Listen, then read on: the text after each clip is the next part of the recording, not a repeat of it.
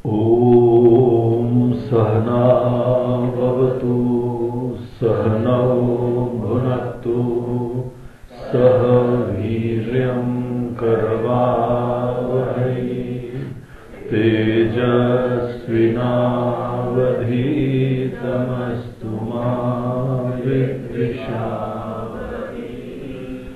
ॐ शान्ति शान्ति शान्ति। ततो जगन्मङ्गलमङ्गलात्मना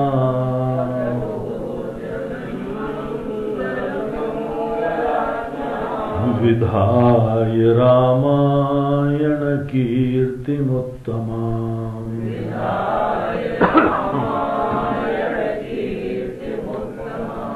चचार पूर्वाचरितं रघुत्तमो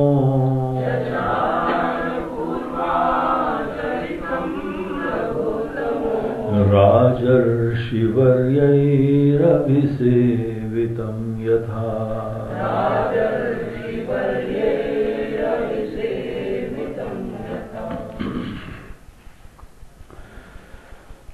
तो इस तरीके से यहाँ पे रामगीता में मुख्य उपदेश का श्री गणेश होता है। भगवान राम ने लक्ष्मण जी को बोला कि लक्ष्मण पहले तैयारी होके फिर गुरु के पास जाके ही इस तत्व का रहस्य का ज्ञान होता है। और उसके अंदर भी एक ही चीज होती है प्रधान रूप से, जिसको भिन्न भिन्न शास्त्रों के माध्यम से एक्सप्लेन करा जाता है, और वो है तत्वमसि महावाक्य का उपदेश। सभी उपनिषद डायरेक्टली या इनडायरेक्टली हमको एक ही मैसेज दे रहे हैं कि तुम जो आज अपने आप को समझ रहे हो वो नहीं हो, और तुम्हें अपनी वास्तविकता को जानना चाहिए। तो इस तरीके से तत्वमसि उपदेश का भी ज्ञान प्राप्ति की प्रक्रिया यहां भगवान बताते हैं। बोलते हैं कि आदौ योगी बैठो।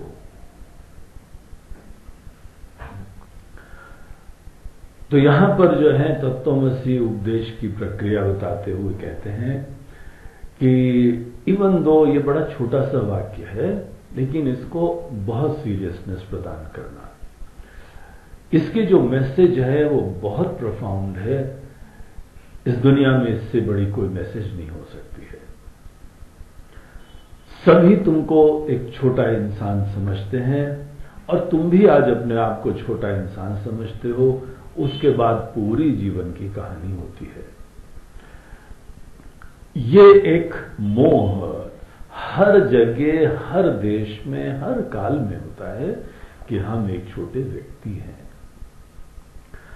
ये जो व्यक्तित्व है, ये इंडिविजुअलिटी है, यही अपनी वास्तविकता समझ के किसी देश में चले जाओ, किसी काल में देखो जाके, ये मोह हर जगह विद्यमान है।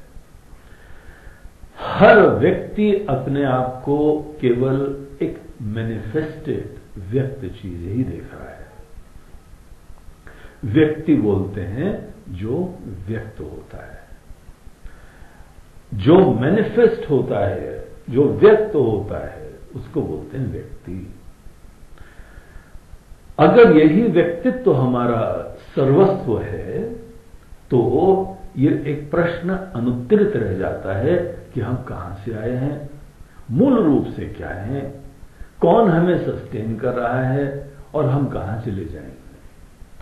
जो भी अपने आप को व्यक्ति मात्र समझता है, वो ऐसे प्रश्न के उत्तर उसके पास है ही नहीं, वो बल्कि अवॉइड करता है इनको। ये परम आवश्यक है कि हम ये पूरी कहानी समग्रता से समझें। लहर की वास्तविकता केवल उतनी नहीं है जब से उसका जन्म हुआ और जब उसका अंत हो जाता है। अगर लहर की वास्तविकता समझनी हो तो हमको ये भी जानना होता है कि लहर के आने से पहले क्या था। आज अगर लहर टिकी भी हुई है तो किसके वजह से टिकी हुई है, और लहर चली जाएगी तो क्या शेष रहता है, कहां विलीन होती है। ये आदि मध्य और अंत का भी रहस्य हमको जानना चाहिए, तभी जाके जीव की वास्तविकता पता चलती है। और जो इस प्रकार से गहराई से विचार करता है, उसकी दृष्टि में जीव के बारे में एक अद्भुत दृष्टि मिल जाती है। लहर दरअसल प्रारंभ में पानी थी, बीच में भी पानी ही लहर को सस्टेन कर रहा है, क्योंकि बगैर पानी के लहर का नामो निशान नहीं होता है। और जिस समय ये लहर विलीन हो जाती है, वो वेव लाइक फॉर्म दोबारा विलीन हो जाता है, फिर भी पानी रहता है। पानी ही लहर की सच्चाई है। अगर लहर इस रहस्य को नहीं जानती है तो वो केवल अपने आप को यहां छोटी सी आकृति समझेगी। जिसका आविर्भाव हुआ, जिसका जन्म हुआ, जो धीमे धीमे वृद्धि को प्राप्त हुआ और फिर उसके उपरांत उसका क्षय प्रारंभ होता है और एक दिन लहर विलीन हो जाती, खत्म हो जाती। ये जन्म होना, ये वृद्धि होना, ये क्षय होना, ये नाश होना, ये सब एक फॉर्म का है, एक रूप का है। जहां हम अपने आप को ये फॉर्म समझ लें, जहां ये व्यक्ति समझ लें, व्यक्ति फॉर्म ही होता है, फॉर्म ही व्यक्त होता है, रूप का ही जो है वह मैनिफेस्टेशन होता है, रूप का ही आविर्भाव होता है। अपने आप को रूप समझने की कीमत तो समझो, देखो क्या भयंकर कीमत है। जो भी अपने आप को व्यक्ति समझता है, इतनी एक छोटी सी भूल के उपरांत जीवन में भयंकर मुसीबत हो जाती है। अभी तो आगे हमने दुनिया भर की चीजों के बारे में समझा ही नहीं है। ये सेल्फ आइडेंटिटी है, हमारा अपना परिचय, जहां पे केवल उतना है जो दृष्ट है, बस भूमिका बन गई संसरण की, छोटेपने की। एक छोटा यहां प्राणी का जन्म हो गया, वस्तुतः कोई प्राणी का जन्म नहीं हुआ है। अगर हम लोग और गहराई से देखें तो यहां कुछ भी नहीं हुआ ये सब। दरअसल लहर को क्या अपने बारे में सोचना चाहिए था। हम वो पानी हैं जिसका लहर के पहले भी अस्तित्व है। जिसको हम लहर बोलते हैं उससे पहले भी हमारा एग्जिस्टेंस है, हमारा अस्तित्व है। और जो हम हैं वही लहर के कण कण में भी है, ये भी बात सही है। और ये रूप खत्म हो जाएगा तो भी हम विराजमान रहेंगे। शरीर के नाश से हम नहीं खत्म हुआ करते हैं, ये उस इंसान को रहस्य पता लग जाता है। पानी जो है लहर के पहले भी था, पानी लहर के बाद भी रहेगा, और पानी ही लहर की सच्चाई है। सोने के आभूषण सोने से बनते हैं ना। आभूषण तो हम किसी भी फॉर्म में क्रिएट करते हैं, कंगन बना दें, चेन बना दें, नेकलेस बना दें, अंगूठी बना दें, कान की बाली बना दें, कोई भी फॉर्म में हम इस सोने को प्रस्तुत कर सकते हैं। रूप का ही जन्म होता है। सुनार अनेकों प्रकार के रूप बना लेता है। स्वर्ण तो रूपों से पहले भी था, अभी भी है, और रूप को हम जब चाहें खत्म कर दें। पता लगा कि अब हमको कुछ और बनवाना है तो तुम्हारा इतना जो है वह मोटा कुछ आभूषण है, तो बोला नहीं, इसको हम गलवा देते हैं, कुछ और बनवा लेंगे। अब वो गले का इतना भारी है, 2 किलो का, तो हम पहने तो ऐसा लगता है कि गले में कोई फंदा पड़ा हुआ है। और अब तो गले में, पीठ में दर्द होने लगी, अब तो इतना बड़ा पहन भी नहीं सकते। हमने तो कब से जो है ना वो कोई माला वाला पहनने ही छोड़ रखा हो, हम वो पहन ही नहीं सकते। और अगर कोई बोले गुरु जी हम जो है ना आपको रुद्राक्ष की माला बनवा देते हैं, अरे ये बनवा देते हैं क्या, वो तो बड़ी आपका धन्यवाद है, कृपा है, लेकिन हम नहीं पहन सकते हैं ना, हमको कोई प्रॉब्लम है। जहां गले में पहनो पता लगता है कि स्पॉन्डिलोसिस प्रॉब्लम, गले में जो है वह दर्द होने लगता है। अब किसी के पास जो है वो 2 किलो का गले के अंदर माला था, अब क्या करेंगे? उन्होंने गलवा के पता लगा, अंगूठी बनवाओ, कंगन बनवाओ, ये बनवाओ, वो बनवाओ। अरे आपकी इच्छा है, आपकी स्वतंत्रता है, किसी भी रूप को बदल के आप कैसा भी रूप बना सकते हो। सोना जो उसका तत्व है, जो उसका यथार्थ है, वो कभी नहीं खत्म होता है। हमारा यथार्थ क्या है? आपका यथार्थ क्या है? हम सब लोग ने ये रूप धारण करा था, इससे पहले हम लोग क्या थे? और इस समय भी जो रूप धारण करा है, उस रूप को आत्मवान कौन कर रहा है?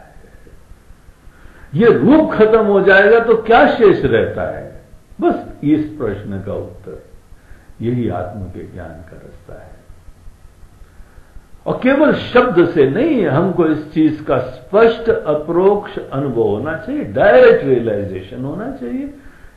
इन समस्त प्रश्नों का उत्तर हमको जो है खुद अत्यंत स्पष्ट मिल जाना चाहिए, और वो ही हमारी अस्मिता होनी चाहिए। आज हमसे कोई पूछे तो भैया आप कौन हैं, आपका परिचय क्या है, या लखनवी अंदाज में आपकी क्या तारीफ है? बोले जितनी करो कम। हमारी तारीफ करते जाओ महाराज, अच्छा लगता है बोलते जाओ हमको। अरे मतलब वो नहीं है भैया, तुम्हारी तारीफ मतलब तुम्हारा परिचय क्या है। बाकी दूसरे भाषा में तुम कौन भला हो, वो भी वही मतलब है। तो तुम अपना परिचय दो। तुम आने से पहले जिस समय तुमने शरीर धारण करा था, ये जो जीव बने हो, उससे पहले क्या थे? कोई भी चीज शून्य से तो बनती नहीं है। इसीलिए तुमने जब ये शरीर धारण करा, तुम ये जीव व्यक्त होके आए हो। व्यक्त से पहले अव्यक्त में क्या थे? नहीं, ये तो हमारी मम्मी ने बताया ही नहीं। अरे तुम्हारी मम्मी ने जो बताया उससे ग्रो करो थोड़ा। अब ऐसी भी चीज जानो जो तुमको कभी नहीं किसी ने बताई थी।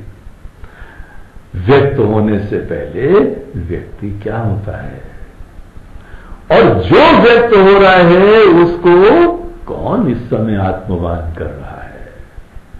और ये व्यक्ति एक दिन खत्म हो जाएगा, ये रूप खत्म हो जाएगा, तो क्या बचेगा? बस यही आत्म का ज्ञान होता है। जो व्यक्ति भी अपने आप को मात्र व्यक्ति देखता है, वही अज्ञान में है। जिसने भी अपने आप को व्यक्ति समझा, वो जीवन भर छोटा होके, दीन होके, असहाय होके तलाश करता रहता है, अपूर्ण होके खोजता रहता है। भगवान ने नहीं उसको अपूर्ण बनाया, उसकी सोच ने उसको छोटा बना दिया है। तो इसीलिए हमको ये आत्म अनुसंधान करना चाहिए। व्यक्ति को अपनी सोच के बारे में अच्छी तरीके से शोध करना चाहिए। हमारे जो परिचय है, उस परिचय के वजह से ही सब संसार में समस्या है, और कोई समस्या नहीं देता है। जो भी हमने अपना परिचय रखा हुआ है, उसके वजह से घुटन होती है, उसके वजह से पूर्णता होती है, उसके वजह से तलाश होती है। नहीं गौरी जी, हम बड़े अच्छे इंसान हैं। अरे भैया, अच्छे बोलो, ये सब छोड़ो।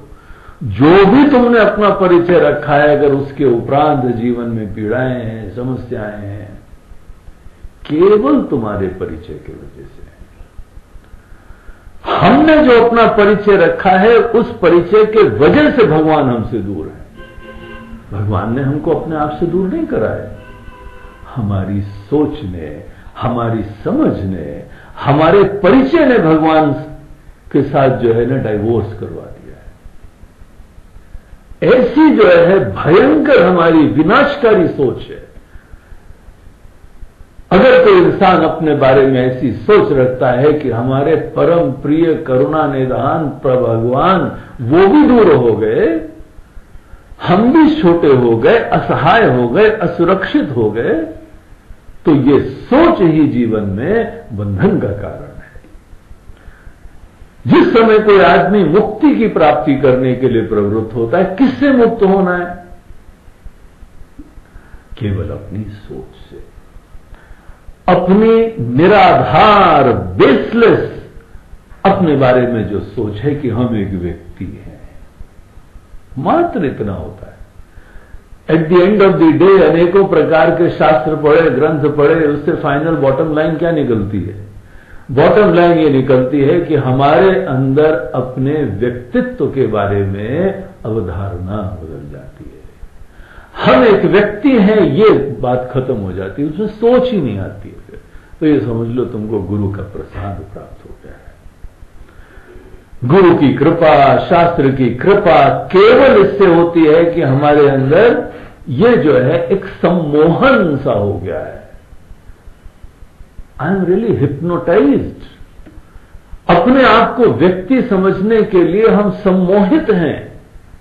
इतनी गहरी सोच है हमारी। कोई व्यक्ति किसी चीज के बारे में बहुत ज्यादा जो है वह पूरा अभिनिविष्ट है, आइडेंटिफाइड है, सोच भी नहीं पाता है कि इसके बगैर क्या होगा। वही हमारी चीज अपने आप को एक व्यक्ति समझने की है। कहीं पर भी चले जाओ, समाज की व्यवस्था, समाज की पूरी जो है कार्यकलाप, रिश्ते नाते, धन दौलत, सब चीजों की व्यवस्था इंसान आज कर रहा है अपने आप को व्यक्ति समझ के। लॉ एंड ऑर्डर की सिचुएशन, हमारे देश की रक्षा, ये हमारा देश है और ये तुम्हारा देश है, ये केवल व्यक्तित्व रखने के उपरांत हम लोगों ने अपने आप को छोटा कर लिया। ये हमारा घर, ये हमारा समाज, ये हमारा परिवार, ये हमारा देश, ये हमारा, क्योंकि हम एक छोटे व्यक्ति हैं। और पूरे विश्व मात्र को अपने ऋषियों का यह संदेश है कि यह मोह छोड़ो। अगर कहीं पर भी इंसान अपने आप को एक छोटा सा व्यक्ति समझना बंद कर देता है, उसके जीवन में क्रांति घट गई। पहली चीज तो उसमें सब छोटापना खत्म हो गया। जो अव्यक्त सत्ता है उससे अपना परिचय प्राप्त करना चालू करो। जो व्यक्त है वो तो बाद में आया है, हम उससे पहले भी थे। इसीलिए कहा जाता है ना, ये चोला तुमने धारण करा है, हम पहले भी थे। पुराना चोला छोड़ने के बाद नया चोला पहनने के लिए हम बीच में यात्रा करके आए और हमने नया चोला पहन लिया, हम पहले भी थे। जो अव्यक्त है, जो हमारी इंद्रियों से नहीं दिख रहा है, उसको अव्यक्त बोलते हैं। इंद्रियों से न दिखना लेकिन होना स्पष्ट रूप से, वो अव्यक्त है। अव्यक्त से हर व्यक्ति को अपनी आइडेंटिटी लेनी चाहिए। जिसने व्यक्त से अपना परिचय लिया वो मरा जीवन। कोई भी व्यक्त चीज, व्यक्त कुर्सी है, दिख रही है, तुमने अपना परिचय उससे प्राप्त करा, जीवन में तुमको दुखी होना है, तुम पीड़ित हो गए, क्योंकि ये भी चली जाएगी एक दिन। कुछ भी टिकाऊ नहीं होता है, और कोई भी रूप तुम धारण करो, रूप भी कभी नहीं टिकता है। तो ये सब चीजें, जो व्यक्त होता है, व्यक्त से अपना परिचय नहीं लेना चाहिए, यही मोह होता है। अव्यक्त से अपना परिचय, अपनी आइडेंटिटी, अपनी अस्मिता सदैव अव्यक्त से लेनी चाहिए। यही हम लोगों के पूरे उपनिषद के ऋषियों का, वेदांत का संदेश है। और जहां तुम अपने आप को व्यक्त समझते हो, तुम छोटे हो जाते हो। एक समय विशेष में आए हैं और समय विशेष में चले जाएंगे। हमारा जन्म होता है, हमारा मरण होता है, ये सब कहानियां खुल गई, ये सब जो है अध्याय खुल गए। तुम्हारा जन्म नहीं होता है। तुम जिस समय अपना जन्मदिन भी मनाते हो, भगवान का भी हम जन्मदिन मनाते हैं, वहां पे क्या बोलते हैं? भय प्रकट कृपाला। वो कृपालु प्रकट होते हैं। प्रकट वो होता है जो पहले से ही है, तब जाके प्रकट होता है वो। इस समय तुमने एक रूप धारण कर लिया है, वो भी कृपा है। वो यहां सेवा के लिए आए हैं, आशीर्वाद देने के लिए आए हैं। जिस समय भगवान रूप लेते हैं, दुनिया में धर्म की स्थापना हो जाती है, बहुत सुंदर दुनिया बन जाती है, सबके संकट दूर हो जाते हैं। रूप धारण करने के बड़े आशीर्वाद होते हैं। जो जीते जागते शरीरधारी गुरु होते हैं, वहां ही हमको ज्ञान का भी आशीर्वाद मिल पाता है। किसी का भी रूप होना, रूप से ही सब प्रेम होता है, सेवा होती है, आशीर्वाद होता है। इसीलिए रूप की कृपा है। लेकिन हम अगर अपने आप को रूप समझे, हम जीवन में छोटे हो गए, दीन हो गए, असहाय हो गए, नश्वर हो गए, पेरिशेबल हो गए हम। ये कॉन्सिक्वेंस देखो इस हमारे निश्चय की, इस मोहात्मक निश्चय की, निराधार निश्चय की। बेसलेस कंक्लूजन है ये, विनाशकारी कंक्लूजन है। केवल अपने आप को, व्यक्ति को ही मैं समझना। तो यहां भगवान बोलते हैं कि लक्ष्मण, ये तत्वमसि महावाक्य का जब गहराई से अध्ययन करना हो, सबसे पहले जीव और ईश्वर दोनों के बारे में समझ गहराई से प्राप्त करनी चाहिए। जो भी तुमने अपने बारे में समझा हुआ है, जो तुमने भगवान के बारे में भी समझा हुआ है, दोनों गलत है, झूठ है वो। तुम अपने आप को यह शरीर इत्यादि समझते हो, ये गलत बात है। शरीर नहीं था तब भी तो तुम थे। ये शरीर खत्म हो जाएगा तब भी तुम्हारा कुछ नहीं हुआ। कोई बोलेगा मर गया, वो गया, उड़ गया यहां से। ये यहां पे घोंसले में बैठा हुआ था और यहां से उड़ गया। तो तुम इस शरीर से कुछ अलग हो। तुम वो चीज हो जो आंखें देख नहीं सकती हैं, जिसके वजह से आंख देखती है। केनोपनिषद के ये बड़े सुंदर मंत्र, जिसको मन देख नहीं सकता है, लेकिन जिसके वजह से मन देखता है। जो मन के पीछे खड़े होके देखता रहता है, वो तुम हो भैया। तुम आंख थोड़ी हो, तुम आंख के पीछे खड़े हुए हो, आंख से झांक रहे हो। आंख रूपी झरोके से जो झांक रहा है और रूप रंग की दुनिया देख रहा है, तो वो हो, तुम ही तो देख रहे हो ना, आंख के द्वारा, मन के द्वारा। तो तुम्हारा अपना परिचय जो भी है, उसका ही रीडेफिनिशन की जरूरत है। उसके पुनरावलोकन करो। गलती इस पहले कदम में हो गई है। देखो, जो आदमी भी थोड़ा अकाउंट देखता है ना, कई बार अकाउंट में गड़बड़ हो जाता है। पूरा लंबा चौड़ा अकाउंट लिखना है, गड़बड़ हो गया। एक जो है गलती छोटी सी प्रारंभ में हो जाती है, उसका लगेगा हो अच्छी तरह, होता ही नहीं, बैलेंस ही नहीं निकलता है। जीवन में एक गलती प्रारंभ में हो गई कि अपने आप को छोटा समझ लिया है, उसके बाद जीवन सदैव पीड़ा, मुसीबत, संघर्ष, एंडलेस सीकिंग, अंतहीन तलाश, ये सब चीजें हो गई क्योंकि हमारी अपने बारे में समझ दोषवान है। जहां किसी ने बोला हम तो छोटे व्यक्ति हैं, हमारा जब सीधे साधे छोटे से इंसान है, तो निश्चित रूप से सीधे साधे हो, अच्छे इंसान हो, भोले भाले हो, लेकिन तुमने अपने बारे में गलत समझ रखा। यही तो गुरु का काम होता है। हनुमान जी को जाम्बवान ने उनका परिचय दिया। हे हनुमान जी, तुम अपने आप को गलत समझ रहे हो। तुमको पता है तुम्हारे पास क्या क्या सामर्थ्य है, तुम्हारे पोटेंशियल क्या है,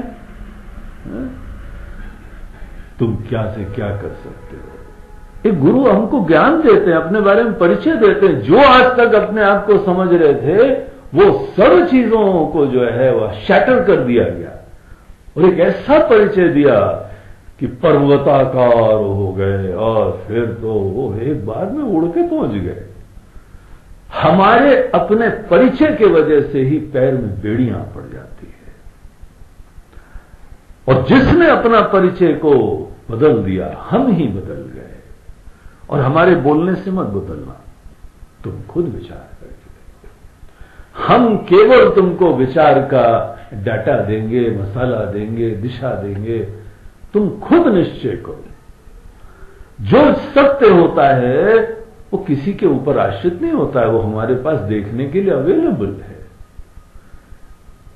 तो यहां पर तुम अपने बारे में सोचो, जीव किसको बोलते हैं इसके ऊपर विचार करो। तो हम लोग सवेरे देख रहे थे कि ये शरीर रूपी चोला, हम जो कि चेतन एंटिटी है, जो कि लिविंग एंटिटी है, मैं शब्द जहां होता है ना, वही जीवन होता है, वही चेतना होती है, वहां प्रकाश होता है। हम जिस दिशा में अपनी नजरें उठा दें वो चीज प्रकाशित हो जाती है। आप इस समय हमारे शब्दों पे ध्यान दे रहे हैं, शायद अगर आप ध्यान दे रहे हैं तो आपको हमारे शब्द सुनाई पड़ेंगे। इस समय आपको दूसरी चीजें दिखाई नहीं पड़ेंगी। जिस समय आप मन में कोई सोच रहे हैं, आप अपने मन के अंदर ही चीज देखेंगे, दूसरी चीज आपके कॉन्शियसनेस का विषय नहीं होगी। कई बार पढ़ाई कर रहे हैं, कोई आया बैठे, अरे तुम कब आए भाई? अरे कब आए क्या? हम बैठ आट गए, यहां आए हुए 5 मिनट हो गए, तुम वो सर ही नहीं उठा रहे हो। ओ सो सॉरी, हम कहीं खोए हुए थे। यहां पे कोई आता है, जाता है, बोलता है, हमको कुछ नहीं पता लगता है, हमने ध्यान कहीं और मोड़ दिया है। जिधर आप ध्यान मोड़ दीजिए वही चीज प्रकाशित होती है। आज सपने में चले गए, सपने की कल्पना की दुनिया में ध्यान है, यहां का हमको कुछ आभास ही नहीं होता है। हम प्रकाश स्वरूप हैं, हम जहां ध्यान मोड़ते हैं वही चीजें प्रकाशित होती हैं।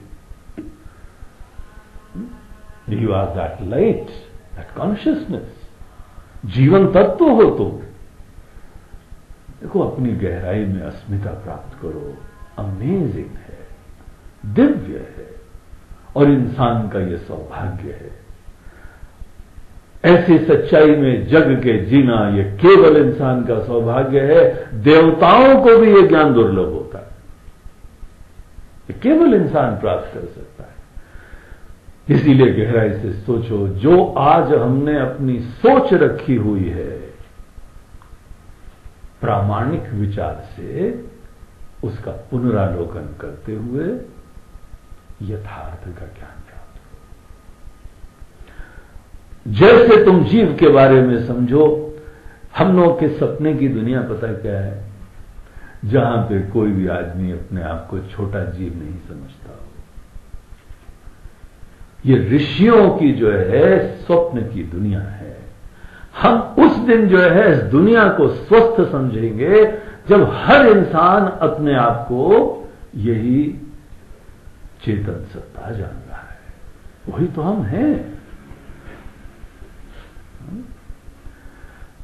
हर इंसान अपने आप को परिपूर्ण जान रहा है, जो कि है वो। यहां पे अपने अंदर ये सोच कि हम एक व्यक्ति हैं, छोटे हैं, असहाय हैं, इस ज्ञान से ये सोच खत्म हो जाए। सोचो कैसी दुनिया है। हर जगह सब शहंशाही है, सभी ऐसे परिपूर्ण है, अविनाशी है। किसी के अंदर कोई डर नहीं है, किसी के अंदर छोटापना नहीं है, किसी के अंदर दीनता नहीं है। शरीर का प्रयोग कर रहे हैं, शरीर व्यक्त है, शरीर हमारा मैनिफेस्टेशन के लिए टूल है, लेकिन हम नहीं है शरीर। जहां हम अपने आप को ये शरीर समझना बंद करते हैं, व्यक्ति समझना बंद करते हैं, और जो अव्यक्त लाइफ प्रिंसिपल है, देखो चारों तरफ लाइफ कैसे मैनिफेस्ट हो रही। झील के किनारे बैठ के देखो, लहरें कैसी झिलमिल झिलमिल करती है ना। सभी लहरों में वही प्रकाश झिलमिल झिलमिल चमक रहा है। जैसे सितारे ही यहां पे नीचे उतर आए हों, ऐसे झिलमिला रहे हैं। उसी प्रकार से दुनिया में हर जगह जीवन तत्व झिलमिल झिलमिल कर रहा है। इंसान कुछ ये कर रहा है, कोई वो कर रहा है, कहीं पक्षियों का कलरव हो रहा है, कहीं कुत्ते का भौंकना हो रहा है। ये जीवन तत्व ही तो अभिव्यक्त कर रहा है। जैसे अनेकों बिजली के इक्विपमेंट में इक्विपमेंट भिन्न भिन्न होते हैं, लेकिन एक ही उससे बिजली अभिव्यक्त होती है। कहीं छोटा बल्ब है, कहीं बड़ा बल्ब है, कहीं 0 वॉट है, कहीं 100 वॉट है। बल्ब जो है उसके साइज अलग अलग हैं, लेकिन एक ही बिजली सबसे अभिव्यक्त होती है। जैसे एक ही बिजली हर जगह अभिव्यक्त हो रही है, उसी प्रकार से एक ही जीवन तत्व, एक ही कॉन्शियसनेस, एक ही चेतना हर जगह अभिव्यक्त हो रही है। इस प्रकार की सृष्टि, ये ज्ञान, यही यहां पे हम लोगों को चारों तरफ होना चाहिए। और वो कौन है जीवन चतुर, पता है? आप खुद हैं। जब हम ही वो जीवन तत्व हैं, तो हमारी ही सब में अभिव्यक्ति हो रही है, हम ही सबके अंदर विद्यमान है। इस प्रकार की हर इंसान के अंदर दृष्टि होना, ये परम सत्य है। ये ऋषियों की दुनिया है, ये प्रबुद्ध दुनिया, यही सपना है हमारे मनीषियों का। तब जाके हर इंसान ने अपने आप को जाना है। कई बार लगता है कि यहां पे जो है वो बड़े हिंदू लोग अपना ही राष्ट्र बनाने के लिए सपना देखते हैं। हमको नहीं लगता है कि अभी वो समय आया है। इस समय अगर हिंदुओं को कोई राज्य मिल भी जाए ना,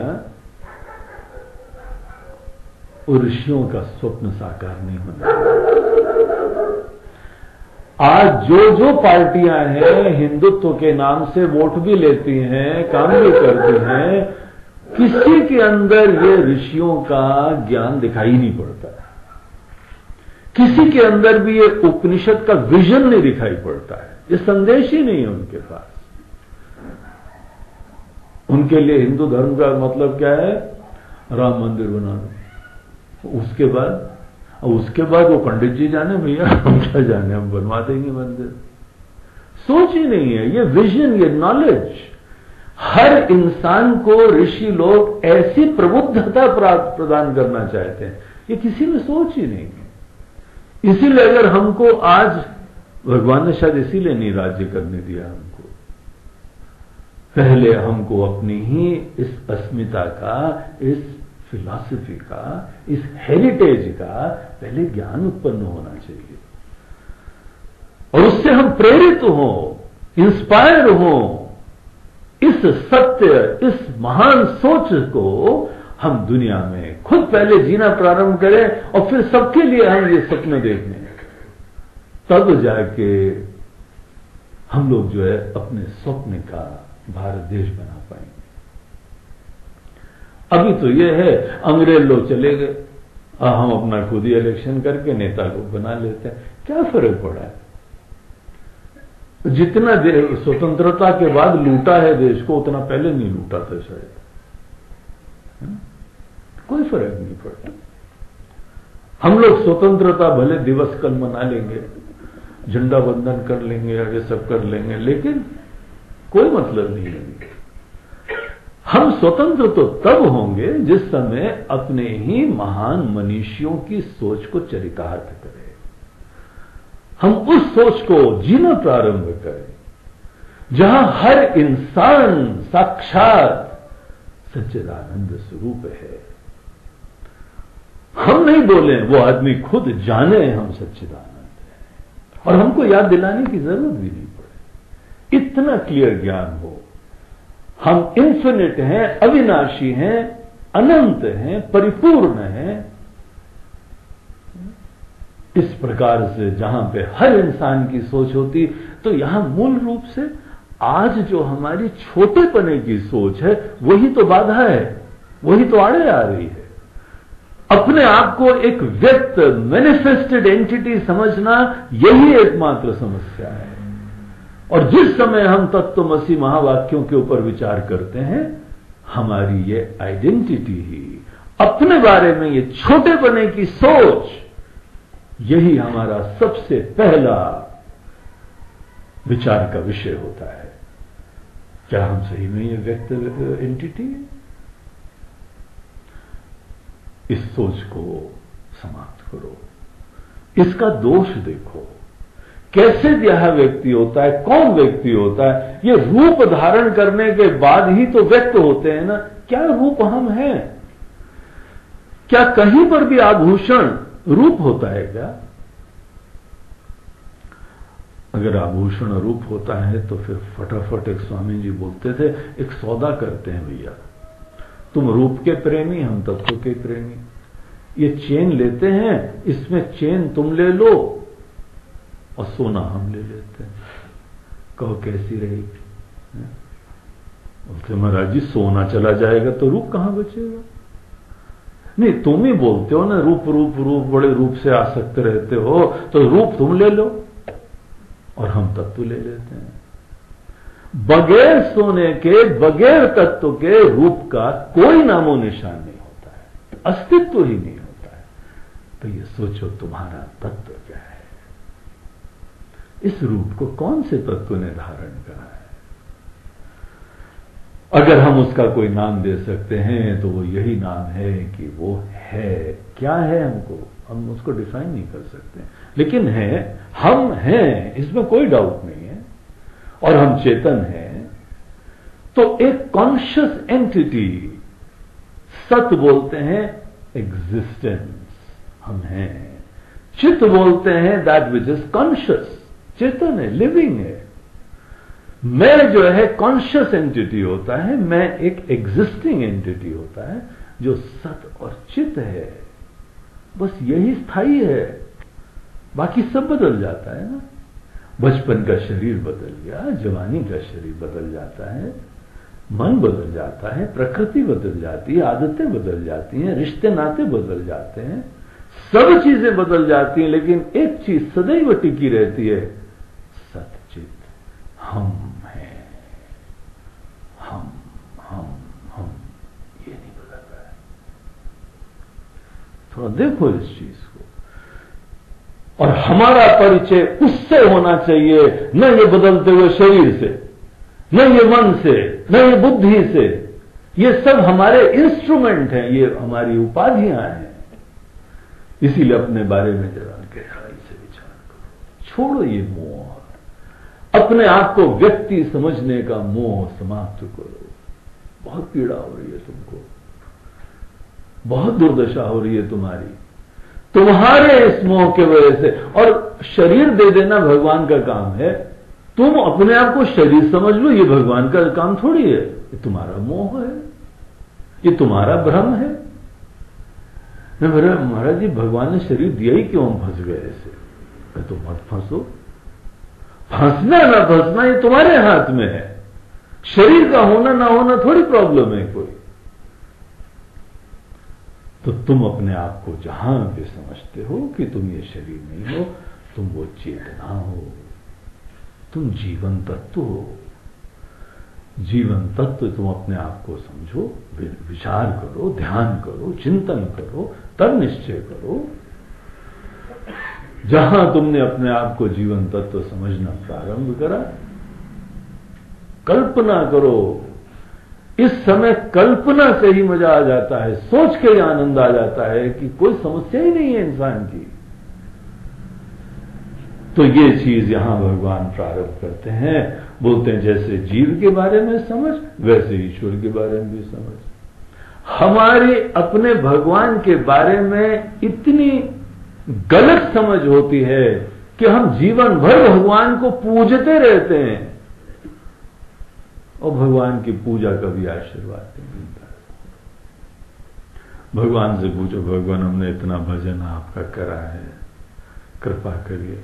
भगवान बोलते हैं तुमने अभी चालू ही नहीं करा भजन, अरे भगवान क्या बात कर रहे हैं, आप सो रहे थे क्या? आप दोनों जो है ना महादेव जी भी समाधि में रहते हैं और भगवान विष्णु भी जो है निद्रा, योग निद्रा में रहते हैं। इतनी पूजा करिए, हमारे जीवन जो है देखिए भगवान जी माला भी चमक चुका है, हमारा इतना फेरा है उसको, ऐसी थोड़ी चमक जाएगा प्रभु। बोलते नहीं हमने तुम्हारे फाइल देखी है, तुम्हारी पूजा की एंट्री नहीं है, कुछ भी एंट्री, तुमने चालू ही नहीं करी पूजा। भगवान हम पूरी पूजा करते हैं, बोलते हैं तुमने हमारी चोले की पूजा करी है, हमारी थोड़ी करी। हमारी पूजा तो चालू करो कम से कम। भगवान यही हमने सुना था, बोलते हैं फिर वो तुम्हारा प्रॉब्लम है, जिसने तुमको सुनाया था और जो तुमने सुना था वो तुम जेलो। भाई हम तो तुम्हारी फाइल बता रहे हैं, एंट्री नहीं हुई है पूजा की उसमें।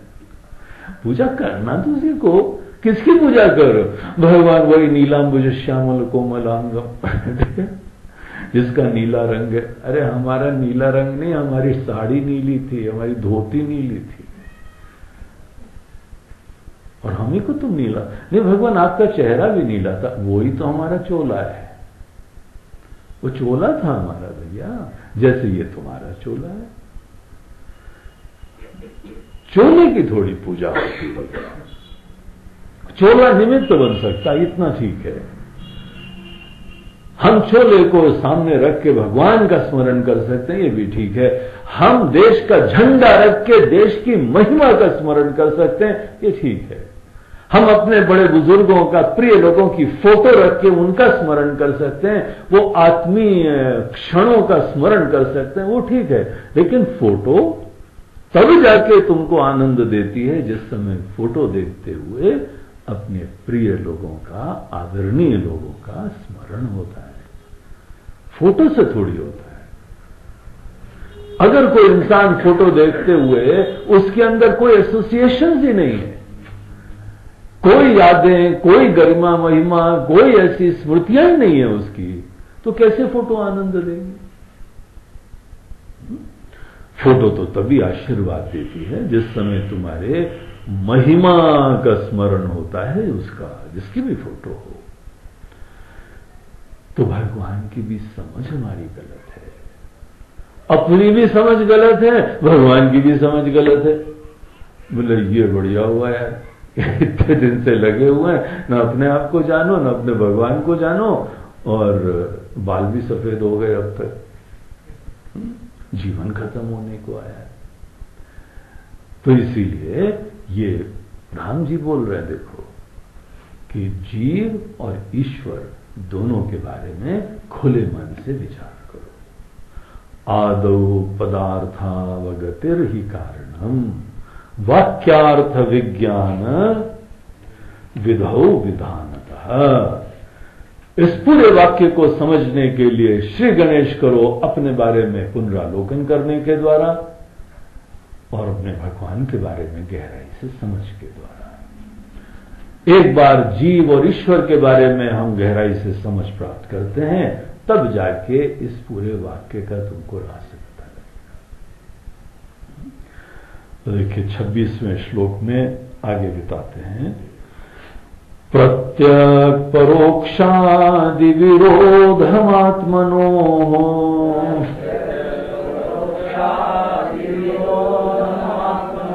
विहाय संगृह्य तयोश्चिदात्मताम्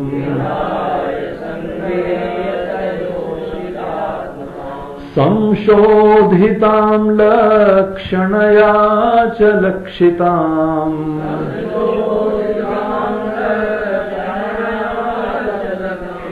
ज्ञात्वा स्वमात्मानमथा द्वयो भवेत्।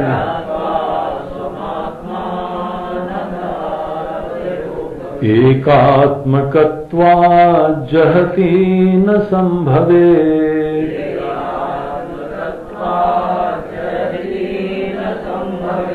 तथा जहल्लक्षणता विरोधतः।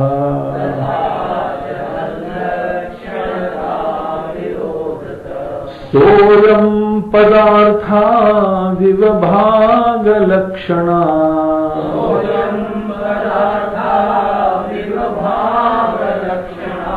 युज्येत तत्त्वं पदयोरदोषतः।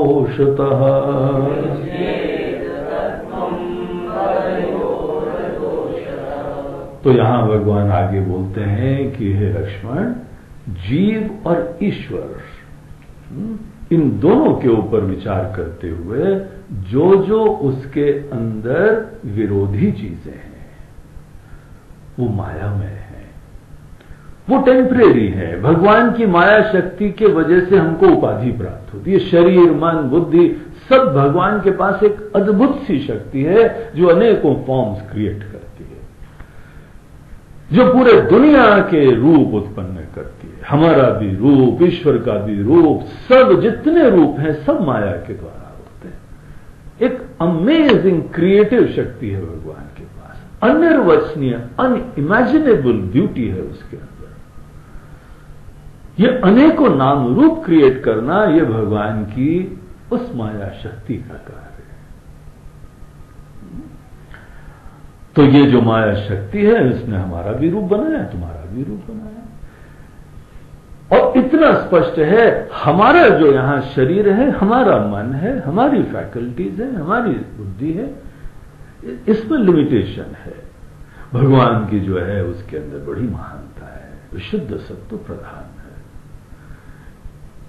जो जो चीजें विरोधी है ना वो सब माया में समझना। और इसीलिए जो चीज तुम्हारी और भगवान में भिन्न है वो उपेक्षणीय है। सत्य को जानने का यह तरीका होता है कि विरोधी चीजें, भिन्न चीजें उपेक्षणीय होनी चाहिए। उसका महत्व मत है ज्यादा। तुम्हारा और किसी के अंदर देखो, एक होता है एकता देखने का मन और एक होता है भिन्नता देखने का मन। कुछ लोग जाते हैं ना कहीं पर भी, सबके अंदर एकता देख पाते हैं, सब में प्रेम उत्पन्न हो जाता है। और कुछ बहुएं आती हैं घर में, टूटा हुआ घर है, सबको एक करके धर देते हैं, बोलते नहीं ठीक है भैया, उनका भी ये खुशी, उनका ये पसंद, सब में अपनापन देख लेते हैं, सब में एकता देख लेते हैं। एकता देखने की दृष्टि होती है। और कुछ लोग होते हैं केवल भेद देखते हैं, इसके अंदर ये है, उसके अंदर ये, हमारे अंदर ये, हम इससे डिफरेंट हैं, वो हमसे डिफरेंट है, वो डिफरेंट है, ये डिफरेंट है। भेद देखने वाला, उसकी दुनिया अलग हो जाती है। एकता देखने वाले की दुनिया अलग हो जाती है। तुम तो अपने जीवन में एकता देखने का ही पक्ष पकड़ो, चारों तरफ कोई भिन्नता हो, जो जो चीजें भिन्न हैं उनको किनारे करो, एकता ढूंढो। एकता ढूंढने से अपनापन होता है, एकता ढूंढने से प्रेम बढ़ता है, एकता ढूंढने से चारों तरफ कल्याण होता है और तुम्हारा बड़प्पन अलग होता है। गांव में चले गए, वहां सबके साथ एकता ढूंढो, नाक ऊपर करके मत खड़े रहना, हम तो शहर वाले लोग आए, हम तो पढ़े लिखे हैं, ये तो बिल्कुल अनपढ़ गंवार है। इस प्रकार से जो है वहां ये लोग तो ना समझ लोग, हमारे पास तो बाथरूम है, इनके पास बाथरूम भी नहीं है। कल जो है ना वो माइक्रोसॉफ्ट कंपनी के जो पुराने मालिक थे, बिल गेट्स, वो बहुत बड़ी समाज सेवा में आजकल लगे हुए हैं। उनका एक पूरा अभियान चल रहा है गांव में टॉयलेट बनाना। बोलते हैं टॉयलेट बनाना है हमको, ये बाहर लोग जाते हैं ना टॉयलेट, हमको जमता नहीं भैया।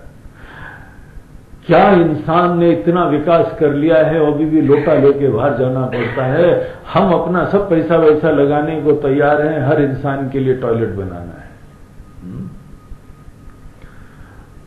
ये तो बेवकूफ लोग हैं, जानवर की तरीके से ओपन में जाते हैं। हम तो विकास वाले लोग हैं, कमरे के अंदर जाते हैं। वो भिन्न है, ये हम भिन्न है। वो ये अनपढ़ हैं, हम पढ़े लिखे हैं। वो ऐसे हैं, हम ऐसे हैं। वो धोती पहनते हैं, हम तो पैंट पहनने वाले लोग हैं। हम तो नेकर पहनते हैं, हम तो जो है वो क्या बोलते हैं उसको, अनेकों नाम है उसके कपड़ों के बिना, कितना छोटा है उसके साथ से नाम अलग होते हैं, क्लासिफिकेशन होता है उसका। हम तो ये तो धोती वाले बहुत कंफर्टेबल चीज होती धोती, कभी पहन के देखो, अंदर वेंटिलेटेड रहता है।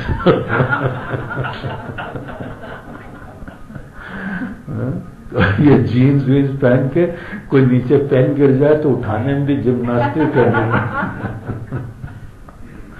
तो ज्यादा जल्दीबाजी करोगे तो चिल्ल से आवाज आएगी, वो पीछे सबको दर्शन होएगा। धोती बड़ी कंफर्टेबल है, हर वेदर के लिए कंफर्टेबल है। हम लोग के वहां पे जो चीजें करके गए हैं, अभी तो वो केवल विशेष पर्वों पे एथेनिक ड्रेसेस पहनी जाती हैं, विशेष पर्वों पे। शादी ब्याह आजकल तो लिखा जाता है, भैया शादी में आना है, ये कार्यक्रम में आना है, और नीचे dress code only ethnic dresses, केवल जो है पारंपरिक केवल वेशभूषा में ही अलाउड है, अनेकों जगह है।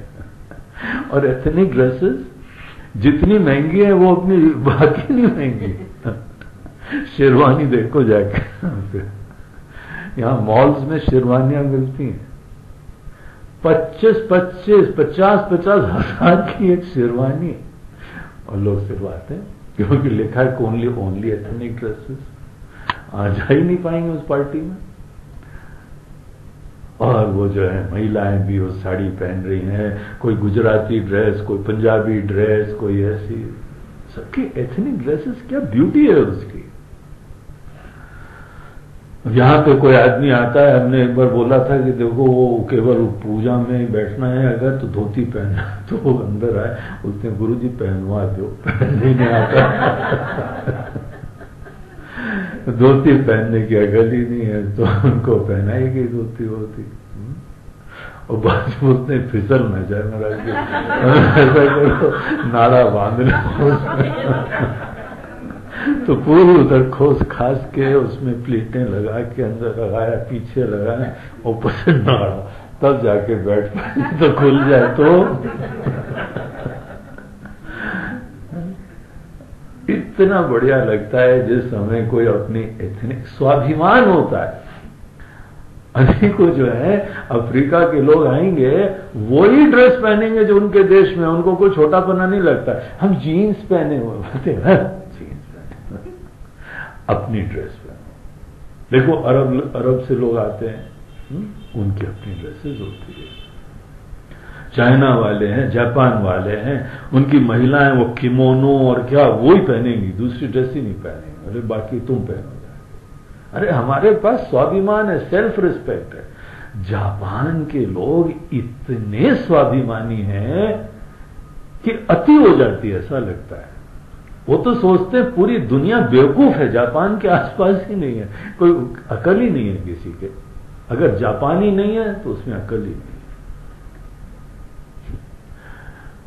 कम से कम दूसरे बुद्धिमानों को बुला लेते हैं, मुसलमानों को तो बिल्कुल नहीं। जापान एक देश है जहां पे मुसलमान आदमी एंट्री नहीं कर सकता। वर्क के लिए भी जाना हो तो वहां पे थोड़े समय रहो, बोले ये जो है ना जाति हम नहीं अपने वहां रखेंगे। इंग्लैंड ने रखा, हर जगह झमेला, हर जगह झगड़ा। यूके में गए थे हम एक जगह जहां पे वो बड़े मुसलमान लोग थे, तो बताया गया गुरु जी उस जगह अकेले मत जाना, ऐसा खतरा हो गया। जहां जाते मुसीबत होती है, अविश्वसनीय हो गए, केवल आतंक में पड़ते हैं, अनेकों समस्याएं। जापान में इतना स्वाभिमान है, और इसीलिए जापानी लोग जो काम करेंगे, आप आंख बंद करके मशीन खरीद लेना, दिलो जान लगा के काम करते हैं। वैसा कोई दूसरा बनाता नहीं है, इतनी बढ़िया काम करते हैं। बहुत स्वाभिमान है, सेल्फ रिस्पेक्ट अमेजिंग डिग्री का है। उनके खाने के तौर तरीके, उनके पहनने के तौर तरीके, उनका जमीन में बैठ के आज भी खाना खाते हैं। उनकी लो सिटिंग होती है, सिटिंग ड्राइंग रूम में सब जो है ना वो वीरासन में बैठ के भोजन करेंगे। कितना भी अमीर हो, बोलते हैं हमारा ट्रेडिशनल तरीका है। हम उसकी इज्जत करते हैं। और यहां पे हम लोग की इज्जत एक समय बहुत थी, लेकिन अंग्रेजों ने बहुत प्रयास करके हिंदुस्तानियों की सेल्फ रिस्पेक्ट खत्म कर दी। उनका षड्यंत्र था और धीमे धीमे ऐसी दुर्दशा हो गई कि अपने आप को हिंदू कहने में भी शर्म आती है।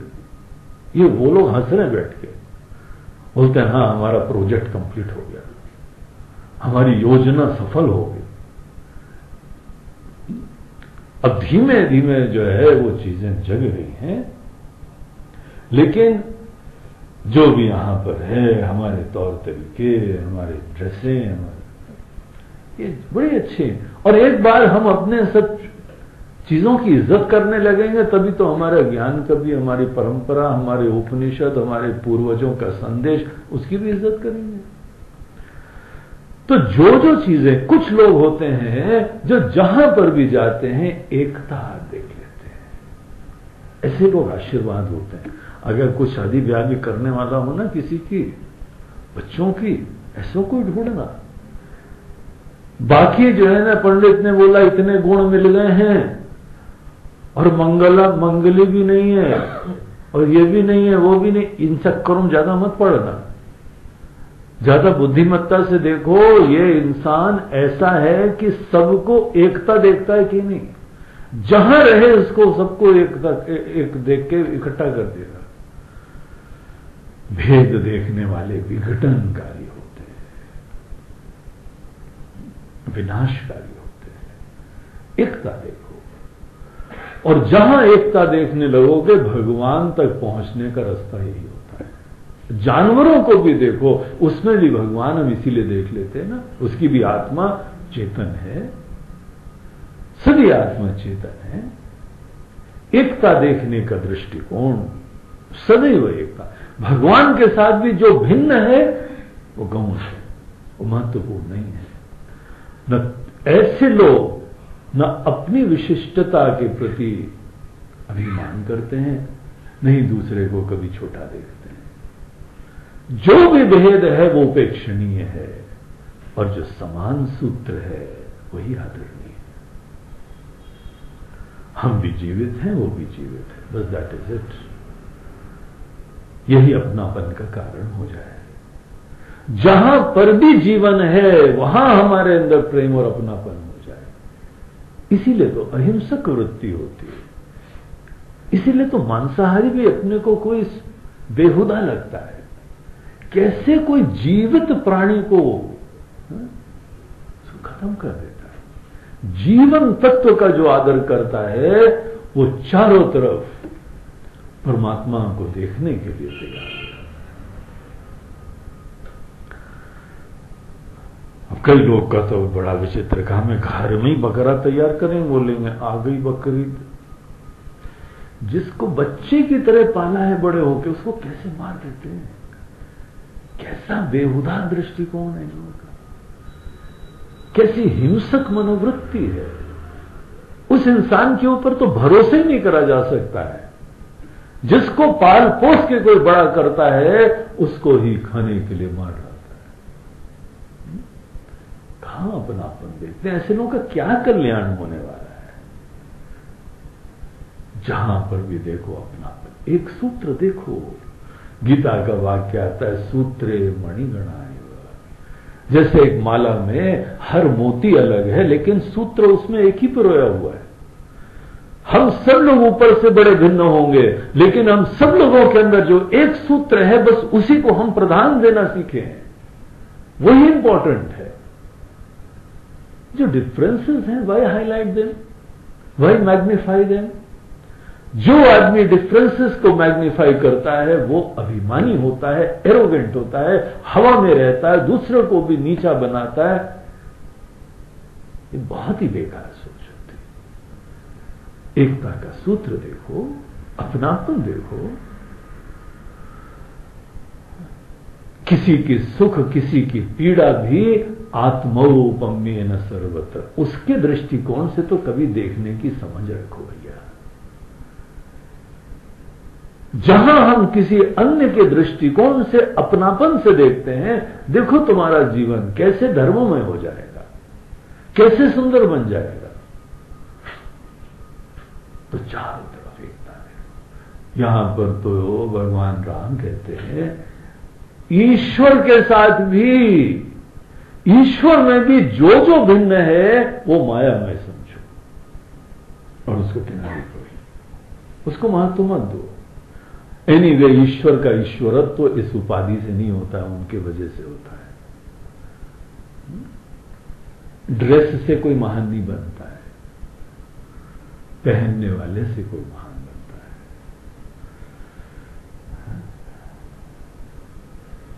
कई लोग होते हैं ना जो शर्टिंग सूटिंग का विज्ञापन होता है, हम मॉडल्स को लाके बढ़िया बढ़िया फोटो खिंचवाते हैं और हम लोग इस चक्कर में आते हैं कि ये जो इस कंपनी का सूट पहनेंगे तो हम उतने स्मार्ट लगेंगे। पहन के देखो,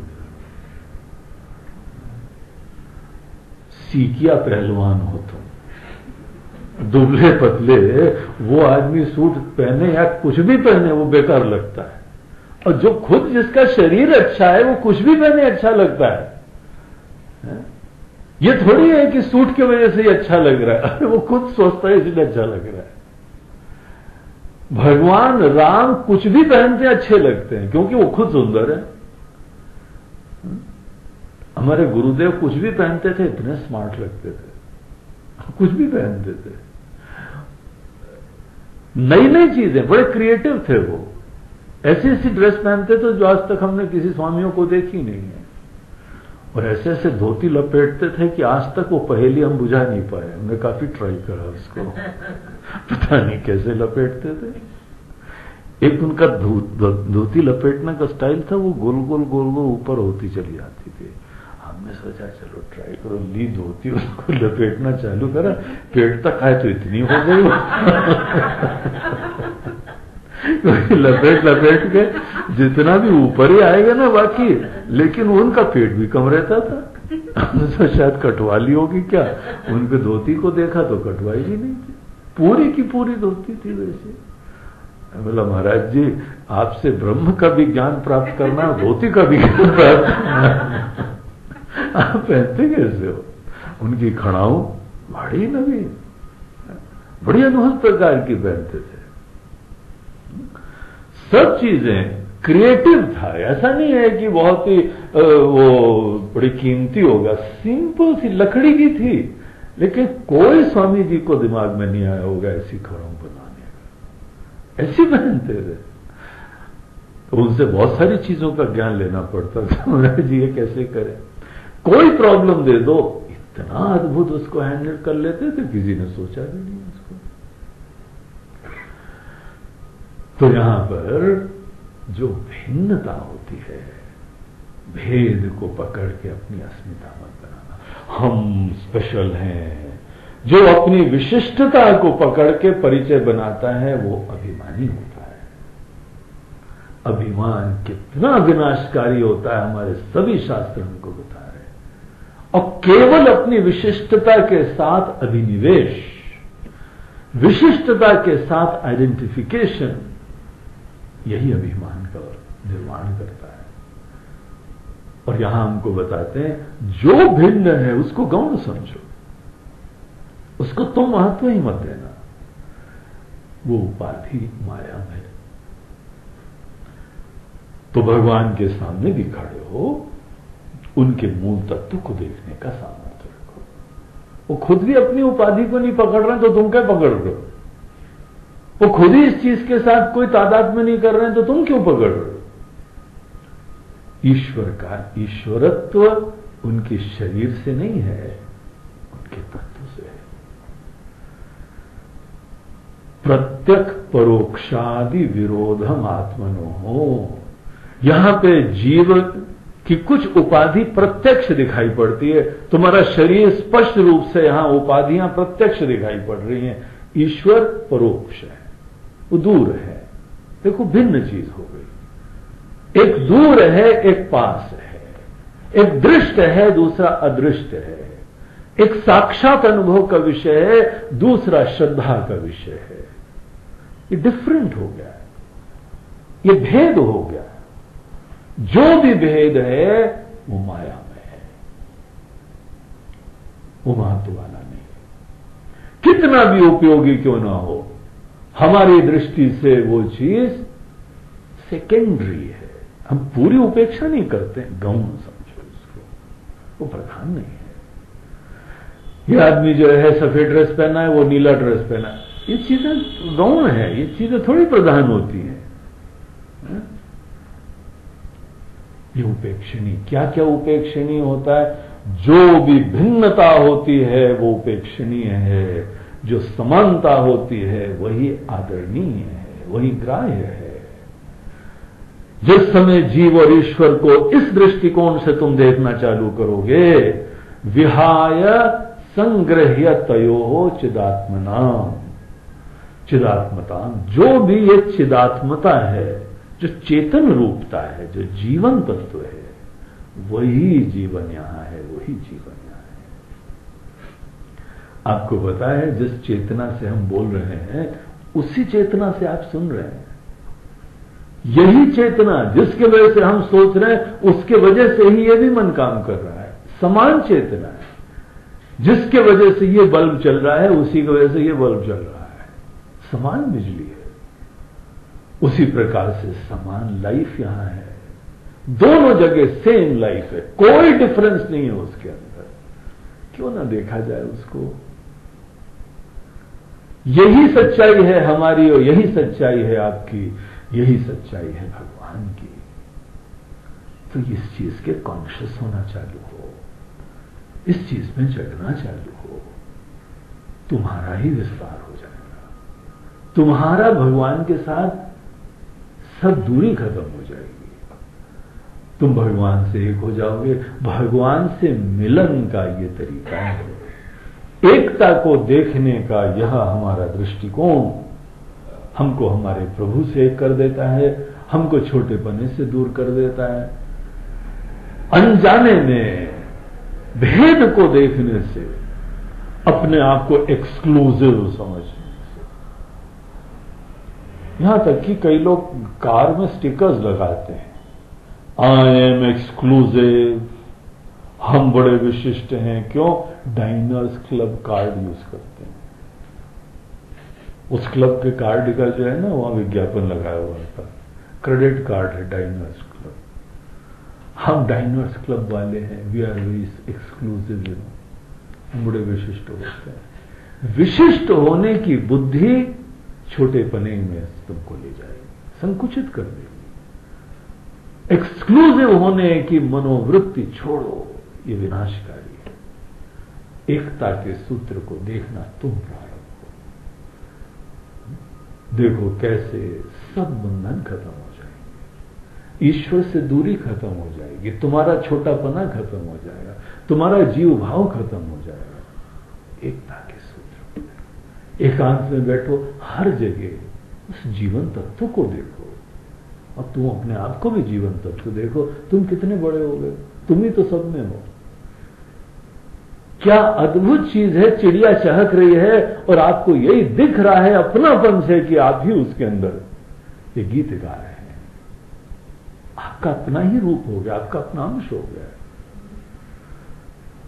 जो भेद है उसकी उपेक्षा करके समान सूत्र को पकड़ना प्रारंभ करो।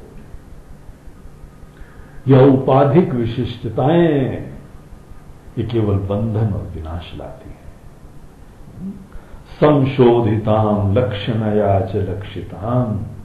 तो देखो, तत् और त्वम, ऊपर से निश्चित रूप से जीव शब्द ये छोटा व्यक्ति का ही सूचक है, इसमें कोई डाउट नहीं है। लेकिन गहराई से विचार करने पर जीव शब्द की जो वास्तविकता है, वो चेतना ही वहां लक्षित होती है हमारे तत्व की तरीके से। लाइफ प्रिंसिपल, वो चेतना, कॉन्शियसनेस, वो हम है, यही लक्षित होता है। जीव की गहराई में भी यही लक्षित होता है, ईश्वर के अंदर भी यही लक्षित होता है। लक्षित मतलब यही वहां पे सांकेत, इंप्लाइड मीनिंग यही है। मैं शब्द का वास्तविक अर्थ चेतना है, ईश्वर शब्द का भी वास्तविक अर्थ चेतना है। जीव और ईश्वर शब्द ऊपर से निश्चित रूप से ये अलग अभिव्यक्तियों का सूचक है, लेकिन जहां तुमने शोध करा दोनों के अंदर वही चेतना, वही लाइफ है। इसको बोलते हैं लक्षित अर्थ। तो तत्वमसि इस महावाक्य का जो अर्थ है वो लक्षणा से, implied meaning, not the word meaning but the implied meaning. एक है ऊपर से सुपरफिशियल मीनिंग और एक है द रियल मीनिंग। लक्षणा बोलते हैं लक्ष्यार्थ और वाच्यार्थ, दो शब्द होते हैं, ये समझ लो इसको। कोई भी शब्द होता है तुम्हारा एक सतही ऊपर से जो है वह जो दिख रहा है वो भी एक शब्द है, लेकिन तुम्हारी गहराई में जो तुम्हारी सच्चाई है वो भी एक तुम्हारी यथार्थ है। जो ऊपर से दिखता है उसको शब्दार्थ बोलते हैं, जो गहराई की सच्चाई है उसको लक्ष्यार्थ बोलते हैं। लक्ष्यार्थ जानने के लिए चिंतन मनन करना पड़ता है और शब्दार्थ जानने के लिए केवल आंखों से देखना पड़ता है। आंखों से ही देखोगे तो शब्दार्थ मिलेगा, गहराई से विचार करके देखोगे तो लक्ष्यार्थ मिलेगा, लक्षित अर्थ मिलेगा। जीव के बारे में ऊपर से देखोगे तो यही छोटा सा प्राणी दिखाई पड़ेगा तुमको। ईश्वर के बारे में भी सतही देखोगे तो वही भगवान भी जो है तुमको छोटे से मनुष्य की तरह दिखाई पड़ेंगे। लेकिन दोनों की गहराई में जाके देखो। तुम भी जानते हो ना, तुम ये शरीर नहीं हो, तुम्हारी संवेदना है, तुम्हारी भावना है, तुम बड़े गहरे हो। कई बार अनेकों के रिश्ते के साथ हम वर्षों तक रिश्ते होते हैं, तब भी किसी को बहुत लगता अभी तक हमको भी समझा नहीं है। एक सज्जन की तो हमको याद आती है, वो आए हमारे पास, उन्होंने अपने दिल की बातें कही और हमने उस चुपचाप सुन ली और ध्यान से सुना, अपनापन से सुना। वो सुनाने के बाद बोलता है, गुरुजी आज हमें अपने दिल की वो सब बातें बताई हैं जो अभी तक किसी को नहीं बताई है। हमें बोला तुम्हारी शादी हो गई, तुम्हारी बड़ी अच्छी पत्नी है, तुम्हारी मित्र जैसी है। बोलते हैं अरे वहां पे तो कोई चांस ही नहीं बताने का, वहां तो जब जब बैठो तो सुनना पड़ता है, वहां सुनाना थोड़ी पड़ता है। हम अपने मन की सब बातें सबको नहीं कह सकते, हाँ कुछ बताते भी हैं, लेकिन हम ऐसी सब बातें नहीं बता पाए। कई बार हम बता सकते भी नहीं ना किसी को, वो समझेगा भी नहीं। आज हमने अपने दिल की सब बातें बताई, कितना हमको हल्कापना लग रहा है। बता दिया उसी से हल्कापना लग रहा है। अभी हम अहमदाबाद गए थे, पिछले महीने के अंत में, वहां पे एक परिवार था, वो हमारे पास आया शाम को मिलने के लिए। वो पति बहुत ही वहां पे अच्छा सेवा करता था, पत्नी वो भी शिक्षिका थी और काफी जो है वह बातूनी भी थी। अब हमने थोड़ी देर देखा ये काफी बातूनी है, तो हमको पता लग गया इस समय हमारा धर्म केवल श्रोता का है, इस समय वक्ता का नहीं है। वो समझ में आ जाता है इस समय सुनना ज्यादा प्रधान है, इस समय बोलना वो सुनने के लिए आए भी नहीं है। तो हम उस समय श्रोता बने। अच्छा, वो लोग नागालैंड में थे, वहां पे काफी उनको परेशानियों का सामना करना पड़ा, आतंकवादियों के बीच में थे। उनके पति को 3 बार अपहरण हो गया था। उसके पत्नी को जो है वो फोन आते थे कि अब अंतिम तैयारी कर लो, इनकी मृत्यु की क्रियाक्रम की तैयारी कर लो, अब तो मर के आएंगे। ऐसी मुसीबतों में वो लोग जी रहे थे, तो वो अपनी जीवन की कहानी बता रहे थे। आए थे 10 मिनट के लिए, 2 घंटे बैठे। 2 घंटे बैठने के बाद बोलते हैं, गुरुजी आपसे मिलके बड़ा अच्छा लगा। आपने बोला लो, एक शब्द तो बोला नहीं हमने, एक चीज तो हमने बताई नहीं, लेकिन किसी को सुन लो, अपनापन से सुन लो, उसकी मुसीबतें, उसकी चुनौतियों का अपनापन, कितना अपनापन लगा उसको। हा? एक अपनापन का विस्तार। हम भेद देखना चाहें तो भेद देख के अपने अंदर अखड़े रहें, और अपनापन देखें तो देखो इतना अच्छा लगता है, इतना अपनापन लगता है, कोई समस्या नहीं होती, धन्य चीज होती है ये। तो यहां पर हमको भगवान बोलते हैं जीव और ईश्वर ऊपर से जो देखते हैं उसका मतलब होता है शब्दार्थ, और जो गहराई में होते हैं उसका मतलब होता है लक्ष्यार्थ। तत्वमसि महावाक्य का अर्थ कभी शब्दार्थ से मत जानना। ऊपर से जो जीव दिख रहे हैं और ईश्वर दिख रहे हैं वो सच्चा नहीं होता है, वो चोला होता है, वो झूठ होता है। ये नाटक मंच के ऊपर जो है ये कॉस्ट्यूम्स होती हैं। हम भी यहां पे एक वेश धारण करे हैं, भगवान भी वेश धारण करे। वेश से सच्चाई मत जानना, लक्ष्यार्थ जानो। लक्ष्यार्थ से ही तत्वमसि महावाक्य का अर्थ खुलता है, शब्दार्थ से कभी नहीं खुलता है। शब्दार्थ जानोगे तो भगवान वंदनीय है, भजनीय है, पूज्य है। इतने महान ज्ञान, इतनी महान शक्ति, ऐसी करुणा, ऐसे गुण केवल पूजा योग्य है। शब्दार्थ देखोगे तो उनके भेद दिखाई पड़ेगा, उनकी विलक्षणता दिखाई पड़ेगी, और अपना भी शब्दार्थ देखोगे ऊपर से जो दिख रहे हो तो छोटापना होना ही पड़ेगा। इसी चीज को देखने का दूसरा तरीका है लक्ष्यार्थ देखना सीखो। संशोधिताम लक्षणया च लक्षितम, लक्षणा से जो है लक्षित होता है। जो गहराई में किसी का तत्व लक्षित होता है, शोध करो, इसीलिए इसको बोलते हैं त्वम पद शोधन, तत्पद शोधन। तत् का शोध करो, त्वम का शोध करो। शोध शब्द हम लोग किस लिए यूज करते हैं? रिसर्च के लिए। गहराई से तत् और तुम के बारे में विचार करो, शोध करो।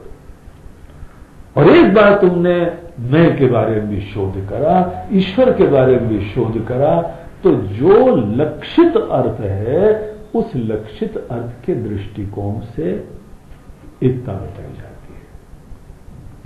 सतही शब्द से एकता नहीं होती है कभी भी। इसीलिए तुम आंख से भगवान को जो देख रहे हो सुपरफिशियल दृष्टि है, सतही तुम्हारी दृष्टि है, अपने बारे में भी और भगवान के बारे में।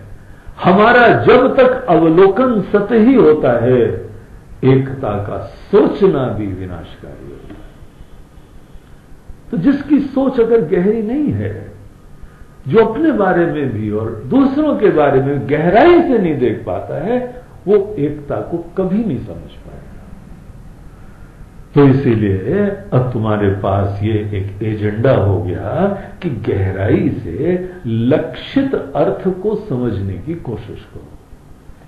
ये जीवन में एक अभ्यास करो, लक्ष्यार्थ को जानने का अभ्यास। लक्ष्यार्थ का प्रयोग करके अनेकों रचनाएं करो, शब्दों का प्रयोग करो। लक्ष्यार्थ का प्रयोग प्रारंभ करो। शब्दार्थ सुपरफिशियल होता है, लक्ष्यार्थ गंभीर होता है, विचारवान होता है। अनेकों कवि लोग हैं, देखो ऊपर से शब्द उनके क्या कहते हैं और लक्ष्य अर्थ कहां है। इसको कहते हैं ना, कहीं पे नजरें कहीं पे निशाना, निशाना कहीं और लग रहा है और ऊपर से शब्द कुछ और बोल रहा है। लक्षित अर्थ क्या है? गहराई का अर्थ क्या है? गहराई के अर्थ ही जीवन में जानने की रुचि रखो। छोटी छोटी चीजों में टेस्ट खत्म करो। छोटी बातें, छोटे मजाक और छोटे साहित्य, छोटे आनंद, छोटा मनोरंजन खत्म करो। गहराई से जो है वह एक क्लास का आनंद लो, अच्छे साहित्य पढ़ो, देखो कैसे गहराई की दृष्टि देते हैं, बढ़िया कविताएं देखो, बढ़िया शास्त्र पढ़ो, गहराई से देखने की दृष्टि। तो यहां पर अगले श्लोक में देखिए, एक लक्ष्यार्थ के बारे में भगवान बड़ी महत्वपूर्ण चीज बताते हैं, एकात्मकत्वात् जहति न संभवे। देखो जो लक्ष्यार्थ है ना, लक्षित अर्थ, जो शब्द नहीं कह रहा है तो भी उस चीज को बताना, शब्द के दायरे से परे होता है लक्ष्यार्थ, लेकिन तो भी वो लक्षित हो जाता है। लक्ष्यार्थ की दुनिया में भगवान राम उनको ले चलते हैं और बोलते हैं कि देखो शब्दार्थ तो उपेक्षणीय है, वो तो सतही है, वो तो हमारी चर्म चक्षु देख लेती है, आंखें देख लेती। उस दृष्टिकोण से सच्चाई होती तो तुम कब के ज्ञानी हो गए होते। शब्दार्थ से, आंखों से जो दिख रहा है वो केवल भेद है, लेकिन गहराई से देखोगे तो तुमको एकता दिखाई पड़ती है। तो जो गहराई का अर्थ है, जो लक्ष्यार्थ है, 3 प्रकार के लक्ष्यार्थ होते हैं, 3 प्रकार से लक्ष्यार्थ जाने जाते हैं। एक उसके अंदर कहते हैं जहद लक्षणा, दूसरा बोलते हैं अजहद लक्षणा, और तीसरा बोलते हैं भाग त्याग लक्षणा। ये राम जी तीनों चीजें लक्ष्मण को बता रहे हैं। बोलते हैं लक्ष्यार्थ जानने के ये 3 ही सिस्टम होते हैं, और तत्वमसी में तुमको ये बहुत ध्यान रखते हुए राइट लक्ष्यार्थ को समझने का सिस्टम ही अपनाना चाहिए, नहीं तो तुम तत्वमसी महावाक्य को जान ही नहीं सकते हो। थोड़ा सा हम लोग संक्षेप में इसके ऊपर विचार कर लें कि जहद लक्षणा, अजहद लक्षणा और भाग त्याग लक्षणा कौन कौन से हैं। देखो जी हमने बोला और हम भूल ही गए ना, जल्दी भूल जाते हैं। कौन से होते हैं? जहद, अजहद, भाग। Oh very good. ये 3 लक्षणाएं होते हैं। भाग त्याग लक्षणा का एक और नाम होता है जहद अजहद। भाग त्याग लक्षणा कई जगह आप पढ़ोगे कि जहद अजहद लक्षणा, उसको भाग त्याग ही बोलते हैं, ये उसी का पर्यायवाची शब्द है। जहद लक्षणा का मतलब क्या होता है? जहद मतलब होता है त्याग, अजहद मतलब होता है जहां पूरा त्याग नहीं करना, और भाग त्याग लक्षणा का मतलब होता है आधा भाग का त्याग। तो एक जो है अर्थ निकालने के लिए पूरा जो ऊपर से अर्थ दिख रहा है उसमें कुछ त्यागना पड़ता है, पूरा छोड़ना पड़ता है, तब अर्थ निकलता है। और एक होता है जहां पे ऊपर से जो भी शब्द कहा गया है वहां पे कुछ नहीं त्यागो और तब अर्थ निकालो, और एक में एक भाग का त्याग करो। इसको जरा कुछ एग्जाम्पल से समझ लो।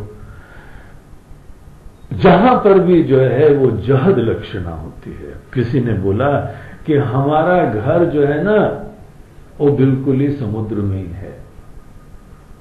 अब किसी ने बोला समुद्र में ही है, वहां पे उसका अर्थ कैसे निकालोगे? ये थोड़ी है कि वो नाव में रहता है, हाउस बोट में रहता होगा शायद, इसीलिए बोल रहा हमारा घर समुद्र में ही है।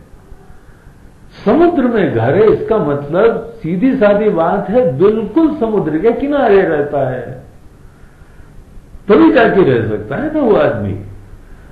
तो हम लोगों ने क्या करा, जो ऊपर से अर्थ दिख रहा था उसका पूरा त्याग करा और नियरेस्ट पॉसिबल जो भी उचित अर्थ है उसको ग्रहण कर लिया, और हमारा ये संवाद पूरा हो गया।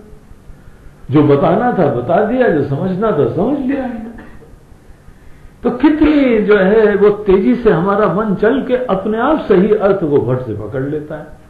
हमने जिस प्रक्रिया का आश्रय लेके इस वाक्य का अर्थ ग्रहण करा वो था जहद लक्षणा, पूरा अर्थ छोड़ दिया, जो वाक्य के अंदर अर्थ था वो पूरा त्याग कर दिया, और नियरेस्ट पॉसिबल अर्थ वो हमने ग्रहण कर लिया। अजहद लक्षणा में क्या होता है कि कुछ नहीं त्यागा जाता है। जैसे वहां किसी ने बोला कि घोड़े दौड़ रहे थे, बोला वो लाल दौड़ रहा था, वो लाल जो है ना बहुत तेजी से दौड़ रहा था, लाल दौड़ रहा था। अब तुम व्याकरण के दृष्टिकोण से देखोगे तो लाल कभी थोड़ी दौड़ता है। लाल एक विशेषण है, किसी विशेष्य के साथ जुड़ा होना चाहिए तब दौड़ रहा है। The guns were marching, 100 guns were marching, 100 बंदूकें जो हैं वह मार्च कर रही थी परेड में। ये कब से बंदूकों के पैर निकल आए भैया? बंदूकें मार्च कर रही थी। तो अपने आप हम समझ गए कि बंदूकों को तुम छोड़ना नहीं, उसमें कुछ एडिशन कर लो। लाल घोड़ा दौड़ रहा था, लाल कार दौड़ रही थी, 100 सिपाही चल रहे थे बंदूकधारी। कोई बड़ी बात नहीं है। हमने खट से जो है वो अजहद लक्षणा का आश्रय लिया, जहां पे उस वाक्य के अर्थ को बगैर त्यागे हुए कुछ जोड़ के अर्थ निकाल लेते हैं। इसको क्या बोलते हैं? अजहद लक्षणा। अजहद लक्षणा में कोई त्याग नहीं होता है, जहद लक्षणा में पूरा वर्त का त्याग हो जाता है। और एक तीसरा होता है भाग त्याग लक्षणा। भाग त्याग लक्षणा में न पूरा छोड़ा जाता है, न पूरा जो है वो त्यागा जाता, पकड़ा जाता है। एक पर्टिकुलर भाग मात्र को छोड़, जैसे किसी का जो है बचपन का एक मित्र था, देवदत्त उसका नाम था। तो देवदत्त दोनों साथ में पढ़ते थे, और उसके बाद वर्षों बाद वो इंसान जो है वो कहीं काशी में यात्रा के लिए गया, तो वहां पे एक अच्छे खासे महाराज जी बैठे हुए थे। तो खाते पीते थे, विशाल शरीर था, जटाएं थी, दाढ़ी थी, लेकिन उसको जो है कुछ एक पहचान थी उनकी। उनके जो है माथे के ऊपर एक निशान था, और आंखें का विशेष एक जो है वह रूप था। उसने देखा, उसके एकदम खट्ट से कोई लाइट जली। ये तो दाएं बाएं से जाके देखता रहा, देखा, एक दूसरे से पूछा, बोला ये महाराज जी कौन है? बोलते अरे यहाँ के महाराज जी हैं भाई। तो महाराज जी के बारे में एक्सप्लोर करना चालू करा उन्होंने, और फिर पता लगा कि महाराज जी का मनी मन उन्होंने जटाएं बाधित करी, मनी मन उनका जो है चोला वोला बाधित करा, और पता लगा सोयम देवदत्ता, ये तो वही देवदत्त है। और फिर जाके उनसे पूछा, महाराज जी आप उस गांव में थे पहले, वहां पढ़ते थे? उन महाराज जी ने भी बोला, अरे विष्णु दत्त तुम, अरे देवदत्त तुम। दोनों जो है विष्णु दत्त और देवदत्त मिल गए। यहां पे हम वास्तविक अर्थ पे कैसे पहुंचे? न जहद लक्षणा, वैसा नहीं है महाराज जी को पूरा बाधित कर डाला, और ऐसा नहीं है वो जटाधारी को बनाए रख के कुछ जोड़ दिया। एक भाग का त्याग करा, जटा का त्याग करा, उनकी लंबी चौड़ी दाढ़ी का त्याग करा, अनेकों ऐसी चीजों का, विरोधी चीजों का त्याग कर दिया।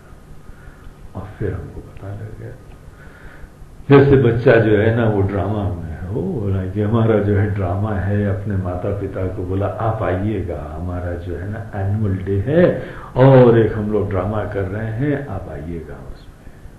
तो फिर आओ देखते रहे, भैया कहाँ है हमारा बालक, किधर है? फिर एकदम दिखाई पड़ा उसकी साइज वाला, पहले दूसरी साइज वालों का निषेध करा हमने, ये तो साइज हो ही नहीं सकती है। फिर उसके मोटाई वालों का निषेध करा, दूसरे तो ज्यादा ही मोटा है, तो ठीक ठाक। से ध्यान से देखा और उसके फिर वेश का निषेध करा और बोला, ओ ये हमारा बालक है। आप बालक तक कैसे पहुंचते हैं? भाग त्याग लक्षणा से, एक भाग का त्याग। ये महत्वपूर्ण चीज राम जी लक्ष्मण जी को बता रहे बैठ के। बोलते हैं लक्ष्मण, एकात्मकत्वात् जहति न संभवेत। देखो महावाक्य का तुमको परमात्मा के साथ एकता जब प्राप्त करनी होती है तो तत्त्वमसि का रहस्य जहद लक्षणा से नहीं होता है, क्योंकि जहद लक्षणा में पूरा त्याग हो जाता है। तो तुम पूरा जीव भाव का त्याग मत करना, तुम पूरा ईश्वर का भी त्याग मत करना। न जीव का पूरा त्याग होता है, न ईश्वर का पूरा त्याग होता है, क्योंकि एक ही आत्मा है, एक ही सूत्र है। जो व्यक्ति अपने ध्यान में पूरा मैं को बाधित कर देता है, वो शून्यता में जाता है, थॉटलेस होके बैठता है। दैट इज रॉन्ग, वो जहद लक्षण है। तुम जहद का आश्रय ले रहे हो, जहां ध्यान में बैठते हो एकदम वहां पे जीव और मैं पूरा बाधित कर दे, शांत होकर कुछ भी नहीं सोचेंगे। जो आदमी भी अपने अंदर समस्त विचार मैं के बारे में विवेक नहीं करता, मैं कोई बाधित कर देता है, उसको बोलते हैं throwing baby along with the bucket. बच्चे को ही बाल्टी के साथ फेंक के आ गए। बोलते ऐसा मत करना, ये मैं को ही समाप्त कर दो, मैं को ही शांत कर दो। ऐसा नहीं, ये जहद लक्षणा यहां अप्लाई नहीं होगी, और अजहद लक्षणा भी अप्लाई नहीं होती है। तथा अजहद लक्षणा विरोधतः। तुम जीव भाव बनाए रखो, अपना छोटापना बनाए रखो, और फिर तुम जो हो महावाक्य का अर्थ निकालो, तो जीव अभी भी बना हुआ है। गहराई में तुम अभी भी छोटे व्यक्ति बने हुए हो, क्योंकि अजहद लक्षणा में त्याग नहीं होता है। उसको बनाए रखते हो और फिर जोड़ते हो कुछ। जहां पर भी अजहद लक्षणा होती है वहां पे आदमी अपने अंदर कुछ जोड़ता है। बोलते हैं ये तरीका मत अपनाना, ये अभिमान वर्धक होता है, प्रत्यक्ष विरोध होता है। तथा अजहद लक्षणा विरोधता न संभवेत। अजहद लक्षणा भी नहीं संभव होती, क्योंकि स्पष्ट विरोध, कहां तुम और कहां भगवान, कैसे संभव हो सकता है? तो जीव भाव अगर तुमने पूरे जीव को बाधित कर दिया तो तुमको महावाक्य का अर्थ नहीं पता लगेगा। जीव को बनाए रखा तो भी महावाक्य का अर्थ नहीं पता लगेगा। कैसे पता लगता है महावाक्य का अर्थ? जीव को देखते हुए उसके मात्र उस भाग को त्यागो जो विरोधी होता है। इसको बोलते हैं भाग त्याग। सोयम पदार्थो इव भाग लक्षणा। भाग त्याग लक्षणा से महावाक्य का अर्थ जाना जाता है। इसीलिए विवेक की जरूरत होती है। इसीलिए जीव शब्द में आत्मा और अनात्मा को, दोनों जो पहलू हैं, उनको अलग करना पड़ता है। आज जिसको हम जीव बोल रहे हैं वो चित्त जड़ ग्रंथि है, उसमें जड़ता का भी अंश हमने जोड़ लिया है और चेतनता भी विद्यमान है। ये जो चित्त और जड़ की ग्रंथि बन गई है, इसको विवेक करके चित्त और जड़ को अलग करो, ये भाग का त्याग करो। पहले तुम विवेक से चित्त को देखो और जड़ को देखो, जो जड़ चीज है मात्र उसमें छोड़ दो। जैसे देवदत्त को देख के आदमी ने दाढ़ी, मूछें और जटाएं सब त्याग दी, उतना ही त्यागना है।